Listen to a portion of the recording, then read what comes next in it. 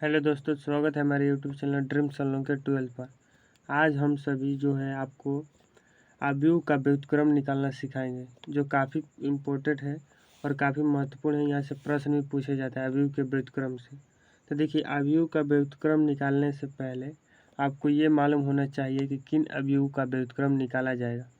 तो व्युत्क्रम निकालने के लिए बच्चों जो सबसे पहला पॉइंट है, तो किस आव्यूह का व्युत्क्रम निकाला जाएगा। तो जो बच्चों वर्ग आव्यूह होता है उसी आव्यूह का व्युत्क्रम निकाला जाता है। किस आव्यूह का बच्चों, तो वर्ग आव्यूह का व्युत्क्रम निकाला जाता है। पहला याद रखें किस आव्यूह का, तो वर्ग आव्यूह का व्युत्क्रम निकाला जाएगा। अब वर्ग आव्यूह में व्युत्क्रम निकालने के लिए कुछ नियम होते हैं, कुछ कानून होते हैं। उसी कानूनों को फॉलो करके हम क्या व्युत्क्रम निकाला जाता है। व्युत्क्रम निकालने के लिए बच्चों एक नियम याद रखिएगा। मान चलिए ए और बी बराबर बराबर आई। अब देखिए ये आप क्या लिख दिए, आपको कैसे बुझाएगा।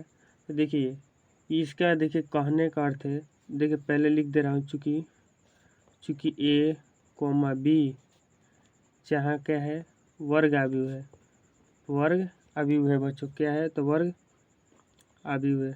यहाँ तक देखिए ए बी बराबर बी ए बराबर आई। आई मतलब समझते हैं, आई मतलब होता है बच्चों क्या, इकाई आव्यूह। आई मतलब क्या होता है, इकाई आव्यूह। अब देखिए इकाई आव्यूह का आप रूप जानते ही होंगे। अब देखिए ए बी ए बराबर आई, कहने का अर्थ है मान चलिए ए कोई आव्यूह है वर्ग आव्यूह और बी कोई वर्ग आव्यूह है। इन दोनों आव्यूहों का जब गुणा करेंगे तो आई प्राप्त होगा। और बी एक वर्ग आव्यूह और ए भी एक वर्ग आव्यूह, इन दोनों गुणा करेंगे तो आई प्राप्त होगा। और जब आई प्राप्त होगा तो जो ए का प्रतिलोम होगा बच्चों वो बी होगा, अब बी का प्रतिलोम ए होगा। देखिए यहाँ क्या है समझ रहे हैं।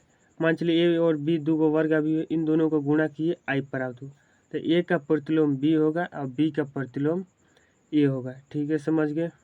अब देखिए यहाँ ये आपको समझ में आना चाहिए। देखिए हम एक एग्जाम्पल ले लेते हैं। एग्जाम्पल में मान चलिए ए एक वर्ग आव्यूह है, एक वर्ग आव्यूह हम ले लेते हैं 2 3 और 1 2, एक वर्ग आव्यूह ए ले लेते हैं। और मान चलिए बी एक वर्ग आव्यूह ले लेते हैं 2 -3 -1 और 2 ले लिए। अब देखिए इन दोनों को हम गुणा करेंगे, इन दोनों क्या करेंगे, गुणा करेंगे। तो चलिए गुणा करते हैं, इन दोनों को हम गुणा करते हैं, ए और बी निकालते हैं, ए और बी निकालते हैं। तो ए बी निकालने के लिए मैंने बता दिया, उसी प्रकार आप निकाल सकते। 1 2 आव्यूह लिख लिए और गुणे बी हमें निकालना है 2 -3 -1 और 2। अब इन दोनों को हम क्या करेंगे बच्चों, गुणा करेंगे। तो गुणा करना सिंपल रूप से जिस प्रकार सिखाया गया है, तो 2 दूनी के 4, अब प्लस में क्या होगा, अब ये जो इससे गुणा होगा तो अब इससे ये गुणा होगा, तो माइनस कितना हो जाएगा -3। अब इससे गुणा करेंगे तो 2 गुणे -3 तो -6 हो जाएगा। प्लस में 3 गुणे 2 6 हो जाएगा। एक एक गुणे 2 तो 2 हो जाएगा। प्लस में 2 गुणे -2 तो -2 हो जाएगा। 1 गुणे -3 करेंगे -3, प्लस में 2 गुणे 4 करेंगे तो 4। देखिए गुणा आपको आना चाहिए, तभी भी आपसे ये बनेगा प्रश्न। ठीक है, तो अब देखिए हो गया। तो अब इसको हल कीजिएगा तो 1 हो जाएगा, इसको हल करेंगे तो 0, इसको 0 और इसको हल करेंगे तो 1 प्राप्त हो। यानी आप देख रहे हैं कि ये जो हमें प्राप्त हो गया क्या बच्चों, इकाई आव्यूह प्राप्त हो गया, इकाई आव्यूह प्राप्त हो गया, इकाई आव्यूह प्राप्त हो गया। अब देखिए इसका कहने का अर्थ है, एग्जाम्पल इसलिए दिए क्योंकि देखिए ए और बी है, इन दोनों का गुणा किए आई प्राप्त हो गया। यानी ए का जो प्रतिलोम होगा, ए का प्रतिलोम, ए का प्रतिलोम कहने का अर्थ है ए का जो व्युत्क्रम होगा वो बी होगा और बी का व्युत्क्रम हो जो होगा ए होगा। मतलब देखिए यही मुझे सिखाना है और यही आपको मैं सिखा के यहाँ से जाएंगे आप। ठीक है, यहाँ तक समझ गए ये रूल। अब देखिए आगे रूल है, आगे क्या रूल है कि देखिए आव्यूह का व्युत्क्रम निकालने के लिए कुछ प्रारंभिक संक्रिया होती है, कुछ क्या होती है प्रारंभिक संक्रिया, उन संक्रियाओं को आपको याद करना होगा। तो देखिए प्रारंभिक संक्रिया कुल बच्चों 6 है। कुल कितनी प्रारंभिक संक्रिया है आपको याद रखना है कि प्रारंभिक संक्रिया संक्रिया कितनी है संक्रिया बच्चों? तो प्रारंभिक संक्रिया 6 है, जिनमें से 3 गो जो है बच्चों वो पंक्ति पर लगती है और 3 गो जो होती है वह स्तंभ पर लगती है। तीनों एक ही समान है, थोड़ा सा केवल कहाँ जहाँ आर है वहाँ पर सी लिखा जाता है और सी जहाँ पर है वहाँ पर आर लिख दिया जाता है। तो देखिए प्रारंभिक संक्रिया में पहला संक्रिया देखते हैं।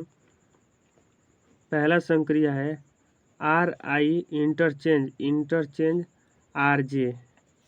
दूसरा का संक्रिया है आर आई रिजल्ट के गुणे आर आई। तीसरा का क्या है are I result are I plus minus के आर जे। तो देखिए अब इन तीनों संक्रिया का क्या अर्थ होगा इसे समझते हैं। तो देखिए इन तीनों संक्रिया का अर्थ होगा, पहला संक्रिया कि किसी भी दो पंक्तियों आप जानते हो कि आर से बच्चों आर से पंक्ति को लिखा जाता है और सी से स्तंभ को लिखा जाता है। ठीक है, तो किसी भी दो पंक्तियों को आपस में बदला जा सकता है। पहला पंक्ति का अर्थ होगा किसी भी पंक्ति को दो पंक्तियों का आपस में बदला जा सकता है। और दूसरा का पंक्ति का अर्थ होगा बच्चों कि किसी भी पंक्ति में मान चलिए कोई पंक्ति है, उस पंक्ति में किसी भी के क्या है तो के से गुणा किया जा सकता है। के से गुणा के क्या है तो के एक अचर है बच्चों। के क्या है जहाँ के क्या है के जहाँ अचर है। अब देखिए अचर में शर्त है कि के बराबर नहीं होना चाहिए क्या 0। अब के बराबर आप 0 नहीं रख सकते, के 0 को छोड़ाकर आप कुछ भी रख सकते हैं, प्लस में हो चाहे माइनस में हो, बाटा में हो चाहे पूर्णांक में हो। ठीक है, आप लिख सकते हैं। दूसरा का समझ गए कि किसी भी पंक्ति में किसी भी अचर से गुणा किया जा सकता है। और तीसरा का अर्थ हुआ मैंने कोई भी पंक्ति लीजिए, उस पंक्ति में आप किसी भी अचर से गुणा करके उसे जोड़ या घटा सकते हैं। ठीक है, इन तीनों प्रारंभिक संक्रियाओं का आप अर्थ समझ गए। तो देखिए अब देखिए 6 बताए तो 6 का देखिए और जो 3 होंगे तो 3 देखिए जहाँ आर है वहाँ पर सी लिख दीजिएगा, वो हमारा क्या हो जाएगा वो स्तंभ के लिए हो जाएगा। ये जो मैंने बताया क्या पंक्ति के लिए, पंक्ति से देखना आसान होता है थोड़ा, इसलिए बताया। यहाँ तक आपको मालूम होना चाहिए तभी आप अवयव का व्युत्क्रम निकाल सकते हैं। तो देखिए एक बार और रिव्यू कर देते हैं। पहला क्या पढ़े तो वर्ग व्युत्क्रम किसका निकलेगा तो वर्ग अवयव का। ये रूल याद रहना चाहिए कि ए और बी और ए बराबर आई, यानी ए और बी दो वर्ग अवयव है तो दोनों का यदि हम गुणा करेंगे तो आई प्राप्त होगा। तो ए का जो प्रतिलोम होगा बी होगा, बी का प्रतिलोम ए होगा। यही हमें क्या ज्ञात करना है। और यहाँ पर देखने एग्जाम्पल दिया। और प्रारंभिक संक्रिया 6 होती है। पहला दो पंक्तियों को आपस में बदला जा सकता है। दूसरा का क्या है कि किसी भी पंक्ति में अचर से गुणा किया जा सकता है और किसी भी पंक्ति में अन्य अचर से गुणा करके माने किसी भी पंक्ति को उसमें जोड़ा जा सकता है। अब देखिए ये जो पंक्ति है बच्चों माने दूसरा का जो संक्रिया है, इस संक्रिया का यूज हम जो का करेंगे वो 1 बनाने के लिए करेंगे। देखिए क्योंकि इस संक्रिया से 1 ही बन सकता है और कुछ। ठीक है, इस संक्रिया का यूज हम कहाँ करेंगे तो 1 बनाने के लिए करेंगे। क्योंकि आप देखिए आप 0 कहेंगे, 0 क्यों नहीं बनेगा तो देखिए यहाँ पर शर्त लिखा गया है के जगह पर 0 नहीं रख सकते हैं। तो देखिए ये केवल दूसरा के लिए नहीं, तीसरकों के लिए के जगह पर आप 0 नहीं रख सकते हैं। ठीक है, इसका यूज हम कहाँ करेंगे 1 बनाने के लिए और इसका यूज हम कहाँ करेंगे 0 बनाने के लिए। कैसे करेंगे देखिएगा। ठीक है, यहाँ तक आपको रूल समझ में आ गया। तो चलिए हम अवयव का व्युत्क्रम निकालना आपको सिखाते हैं और काफ़ी आसान भाषा में। तो देखिए हम एनसीईआरटी का क्वेश्चन ही ले लेते हैं। पहला जो क्वेश्चन है उस प्रश्न को हम ले लेते हैं। पहला प्रश्न देखिए यहाँ पर पहला प्रश्न हम ले लेते हैं 3.4 का पहला प्रश्न। तो 3 प्रश्नवाली जो है हमारा 3.4 है और पहला प्रश्न हम ले लेते हैं क्या है 1, -1, 2 और 3। इसका हम प्रतिलोम निकालेंगे। तो देखिए प्रतिलोम निकालने से पहले आपको एक और रूल देखिए एक रूल और लिखा देते हैं। एक रूल यहाँ पर लिख लीजिए, याद आ गया अभी खानी। एक रूल जो होता है ए बराबर ए आई। अब देखिए ए बराबर ए आई कहने का अर्थ क्या है। मान चलो कोई एक अवयव है, अवयव ए है, उस अवयव में आई से गुणा कीजिएगा, आई से आई इकाई अवयव से गुणा करिएगा तो वही अवयव हमें प्राप्त होता है। मैंने किसी भी अवयव में यदि इकाई अवयव से गुणा करते हैं तो वही अवयव हमें प्राप्त होगा। ये रूल आप याद रखिएगा, ठीक है, समझ गए। किसी भी अवयव में यदि आई से गुणा करें तो हमें वही अवयव प्राप्त होता है। अब देखिए इसी का नियम का हम क्या यहाँ पर इस्तेमाल करेंगे, ठीक है। अब देखिए इस्तेमाल करेंगे तो देखिए किस प्रकार का, मान चलिए एक यह इसको हम ए अवयव मान लेते हैं, ए अवयव मान लेते हैं। और ए बराबर का हम आई ए लिख सकते हैं। आप कहेंगे क्यों नहीं, क्योंकि यदि किसी भी अवयव में अगर आई से गुणा करते हैं तो वही अवयव हमें प्राप्त हो जाए, यानी ए प्राप्त हो जाए, लिख सकते हैं। आप कहें बिल्कुल, यहाँ तक समझ गए। ए बराबर आई ए लिखना है। अभी ए का मान कितना वैल्यू, हमने ए का वैल्यू इतना माना है तो अभी ए चुपचाप लिख देंगे, 1 1 2 माइनस, सॉरी यहाँ पर माइनस होगा, लिख देंगे। जेम कहते हैं आई का वैल्यू जानते हैं कि आई क्या है, इकाई अवयव, इकाई अवयव का आप जानते होंगे रूप 1 0 0 1। अब यहाँ पर ए के जगह पर नहीं लिखेंगे, ए यहाँ पर छोड़ देंगे, ठीक है, छोड़ देंगे। क्यों छोड़ेंगे देखिएगा आगे, यहाँ पर ए छोड़ देंगे। अब देखिए आप कहेंगे 2 गुणे 2 कोटि का है, लिए 3 गुणे 3 कोटि का, यहाँ पर जो हमारा अवयव है 2 गुणे 2 कोटि का, इसलिए यहाँ पर भी हम 2 गुणे 2 कोटि का लेंगे। यहाँ तक समझ गए। अब देखिए अब हम इन पर का प्रारंभिक संक्रिया लगानी, तो प्रारंभिक संक्रिया किस प्रकार लगानी उसे देखते हैं। तो देखिए अब यहाँ पर हमें देखिए इसके जगह पर देखिए है जो इकाई अवयव है यहाँ पर लाना है, और इसके जगह पर फेर बदल होकर कोई अन्य अवयव प्राप्त होगा। अन्य अवयव मान चलिए कोई अन्य अवयव हम बी प्राप्त कर लिए, तो वही जो बी अवयव प्राप्त होगा वह अवयव ए का व्युत्क्रम कहलाएगा। क्यों कहलाएगा आगे देखिए, यानी हमें जो है बच्चों इस जगह पर ये ऐसा अवयव प्राप्त करना है, यानी इकाई अवयव प्राप्त करना है। अब इकाई अवयव कैसे प्राप्त होगा, इन प्रारंभिक संक्रियाओं का इस्तेमाल करके, इन तीनों प्रारंभिक संक्रिया के इस्तेमाल करके हम यहाँ पर प्राप्त करेंगे, ठीक है। तब प्राप्त करते हैं तो देखिए 1, देखिए यहाँ पर, देखिए यहाँ पर जहाँ 1 है यहाँ पर भी 1 चाहिए, यानी 1 को हम अब छेड़छाड़ नहीं करेंगे।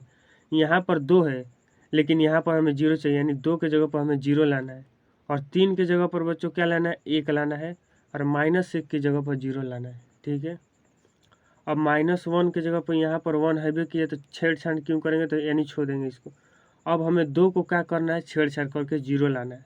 तब किस प्रकार छेड़ेंगे, तो यानी देखिए ये 2 किस में है, तो 2 जो बच्चों R2 में, यानी दूसरा का पंक्ति में, तो R2 रिजल्ट, R2 में क्या हम कर लेंगे, संक्रिया करेंगे।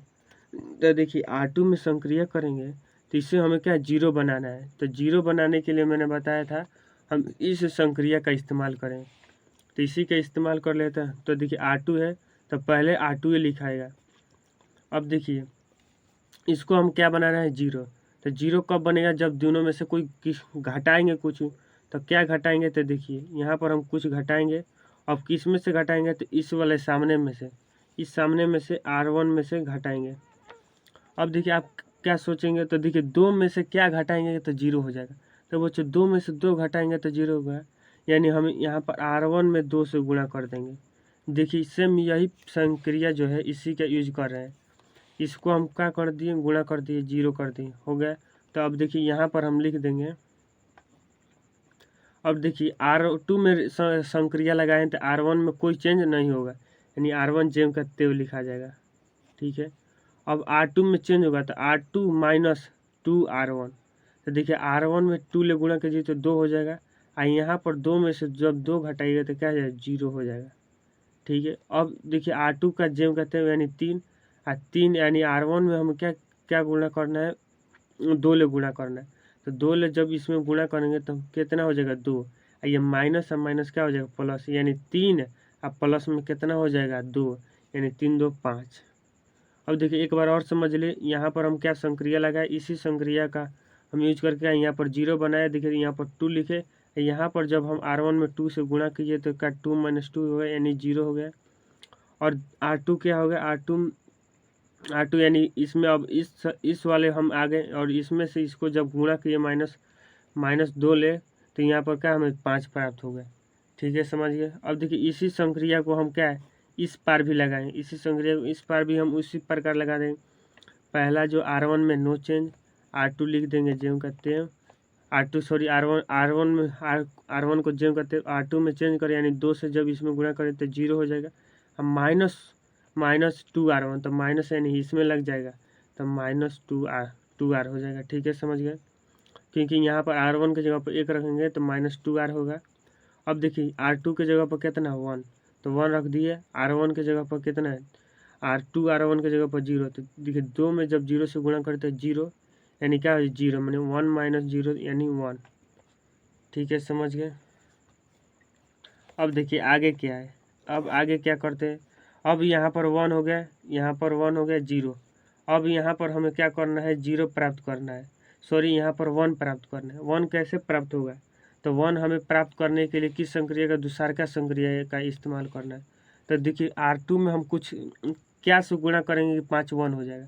तो देखिए आपको सोचना आना चाहिए कि R2 में जब हम 1/5 ले जब गुणा करेंगे तो R2 जो हो जाएगा बच्चों 1 हो जाएगा यहाँ पर। ठीक है, यहाँ पर क्या हो जाएगा 1, यानी लिख देंगे R1 में नो चेंज होगा, R1 ज्यों का त्यों लिखा जाएगा। ठीक है, इसमें भी R1 को ज्यों का त्यों लिख देते 1 0। अब देखिए यहाँ पर हम 1 चुपचाप लिखते जा रहे हैं। देखिए R1 में हम क्या 1/5 ले गुणे R2, तो देखिए इसमें जब 1/5 ले गुणा चाहे कुछ लिखिए तो 0 का 0 कुछ असर पड़ेगा, नहीं पड़ेगा। अब देखिए 5 में जब 1/5 ले गुणा करिएगा तो 1 हो जाएगा। अब ये क्या होगा 1 हो गया। ठीक है, अब देखिए इसमें भी उसी प्रकार कर देंगे। अब इसमें जब 1/5 से गुणा कीजिएगा -2 गुणे 1/5 तो -2/1/5 हो जाएगा। और इसमें जब 1 ले और -1 ले जब 1/5 ले गुणा करेंगे तो 1/5 प्राप्त होगा। ठीक है, अब बस हम यहाँ पर क्या 0 प्राप्त कर देना है। यहाँ पर हमें क्या प्राप्त कर देना है 0। तो 0 कब प्राप्त होगा बच्चों, जब इसमें 1 जोड़ेंगे तभी ना 0 प्राप्त हो गया, क्योंकि यह माइनस में है, माइनस में 1 जोड़ेंगे तब हमें 0 हो गया। यानी R1 रिजल्ट हमें क्या करना पड़ेगा R1 प्लस में R2। ठीक है, उसी प्रकार का तो देखिए इसमें जब इसको जोड़ेंगे तो 1, इसको जब इसमें जोड़ेंगे तो 0 हो जाएगा और 0 1, क्योंकि हम R2 में कोई संक्रिया नहीं लगाते। देखिए संक्रिया में वही चेंज होगा जिसमें हम संक्रिया लगा रहे हैं। देखिए जिसमें इस प्रकार R2 में संक्रिया लगा रहे हैं तो केवल R2 चेंज होगा, R1 नहीं। इस प्रकार जैसे R2 में संक्रिया लगा तो R2 चेंज होगा, R1 नहीं। ठीक है, इसी प्रकार इसमें हम R2 में नो चेंज होगा तो R2 ज्यों का त्यों -2/5 और 1/5। ठीक है, और A लिख दिए। अब देखिए R1 में R2 जोड़ दिए, मैंने 1 प्लस में -1/2। तो देखिए यहाँ पर रफ कर लेते हैं, 1 प्लस में -1/2 है ना, -2/5 है। तो जब इसको हल करिएगा तो -2/5 और -2/5 तो यानी 3 में कितना हो जाएगा 5, यानी हमारा यहाँ पर हो जाएगा 3/5। और जब 0 में 1/5 जोड़ेंगे तो 1/5 ही प्राप्त होगा। ठीक है, 1/5 प्राप्त होगा, 1/5 यहाँ पर लिख दिए, वही वैल्यू हुआ। तो देखिए यहाँ पर हमें क्या प्राप्त होगा I, यहाँ पर एक नया अवयव हमें प्राप्त हो, मान चलिए एक B अवयव नया प्राप्त होगा, यहाँ पर A हो गया। तो देखिए यहाँ पर ये रूल दिखाई दे रहा है आपको कि BA बराबर I और BA बराबर यहाँ पर भी I। तो देखिए BA बराबर I होगा तो A का प्रतिलोम B होगा, B का प्रतिलोम A होगा। यानी बच्चों हमें A का प्रतिलोम ज्ञात करना है, तो A का प्रतिलोम क्या हो जाएगा B, यानी A का व्युत्क्रम जो होगा B का है बच्चों, तब 3/5, 1/5 और -2/5 और 1/5, ये हमारा क्या होगा व्युत्क्रम प्राप्त हो गया। ठीक है, समझ गए। मैं उम्मीद करता हूँ कि आपको यह प्रश्न समझ में आ गया होगा। तो ठीक है, तो चलिए आप सीख गए अवयव का व्युत्क्रम निकालना, और इसी प्रकार आप प्रश्नावली का प्रश्न हल कर सकते हैं, क्योंकि सभी प्रश्न इसी प्रकार का है। तो चलिए आज क्लास कैसी लगी, और यदि समझ में आया होगा तो समझ में आया तो कमेंट बॉक्स में लिख दीजिएगा यह समझ में आया, यदि नहीं समझ में आया तो नो लिख दीजिएगा। ठीक है, नो प्रॉब्लम। और दोस्तों में एक शेयर कर देना यदि समझ में आया गया होगा तो, और चैनल पर नए हो तो चैनल को सब्सक्राइब कर लेना दोस्त। ठीक है, तो चलिए आज क्लास इतना ही।